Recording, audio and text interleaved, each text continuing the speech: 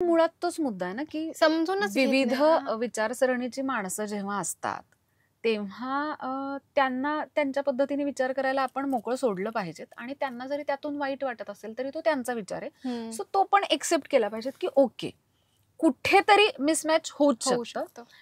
मी आता म्हणजे असं असं होतं ना आता आपण विविध रंगांमध्ये विभागले गेलो नाही म्हटलं तरी कुठेही मला जरी सांगायचं झालं की नाही माझ्यासाठी हे असं नाहीये मी माझ्यासाठी ही जात वेगळी ती जात नाही मी माणूस म्हणून सगळ्यांना काउंट करते पण हे तितकं पोहोचत नाही ना कारण जेव्हा अश्विनी महागडेचं तुम्ही प्रोफाईल बघता तेव्हा अश्विनी महागडे जय शिवरायच करते शिवाजी महाराजांचेच विचार करते तर मी तशी नाहीये हे मला माहितीये.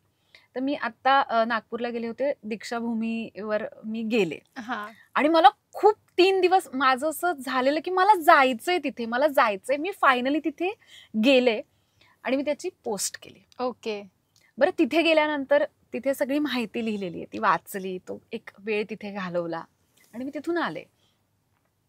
बरं हेही सांगू इच्छिते की मी संविधान 2 वेळा वाचण्याचा प्रयत्न केला वेगवेगळ्या भाषेत थोडासा सोप्पा आणि थोडासा असा आणि इतकं ते समजून घ्यायला कठीण आहे. तर मी तिकडे जाऊन आले पोस्ट केली बऱ्याच जणांचे मला मेसेजेस आले इन्स्टाला जय भीम जय भीम जय भीम आणि मी त्यांना रिप्लाय करताना जय भीम हा रिप्लाय गेला. ओके तर माझं असं होतं की ओके आपण 2 माणसं भेटल्यानंतर आपण एकमेकांना नमस्कार करतो जय शिवराय करतो किंवा जय भीम करतो आपण एकमेकांना ट्रीट करणं चांगल्या पद्धतीने हे गरजेचं आहे. तुमची ती भाषा आहे तर माझी तीच असू शकते जी आपल्याला एकमेकांना समजेल. तर एका ताईंनी मला मेसेज केला त्या जय भीमवर की मी आयुष्यात असा कधीही विचार केला नव्हता की या जय भीमचं उत्तर जय भीम असेल.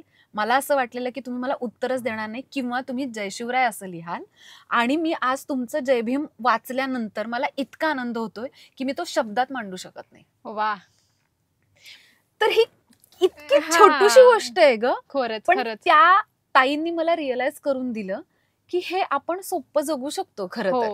म्हणजे जे तुम्ही आहात जे आम्ही आहोत ते एक्सेप्ट करा. मी जर जय शिवराय म्हणेन तर तुम्ही समोरून पण तेच म्हणा किंवा तुम्ही ते म्हणा मी म्हणा. सगळेच मुसलमान आतंकवादी आहेत वगैरे ही नाही विचारसरणी. माझ्या पसरणीमध्ये एकच घर आहे ग मुसलमानांचं आणि त्यांच्या मुलीचं जेव्हा लग्न ठरलं तेव्हा त्यांचं असं होतं की त्यांनी घरी फोन केला भावाला की ताई येईल का लग्नाला.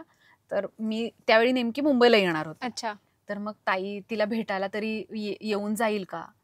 तर मी म्हटलं हा मी जाते त्यांना भेटायला आणि त्या मी दादांच्या घरी गेले त्यांच्या लग्न ज्या मुलीचं होतं मी तिला भेटले तिच्याबरोबर फोटो काढले गप्पा मारल्या सरबत प्यायले आणि मी निघून आले. कारण माझ्यासाठी मी त्यांना आमच्या गावातले एक मुसलमान फॅमिली आहे म्हणून काउंटच नाही केलं. ते मला फोनवर नानांच्या आणि त्यांच्या गोष्टी ऐकवत होते. अच्छा की नाना आणि नानांनी आम्हाला कसं शिकवलं हे बांधून ठेवणं हे जर त्यांनी केलंय म्हणजे माझ्या वडिलांनी आपल्या आधीच्या पिढीने केलंय तर ते जपणं हे माझं काम आहे आणि मला ते जपलं पाहिजेत.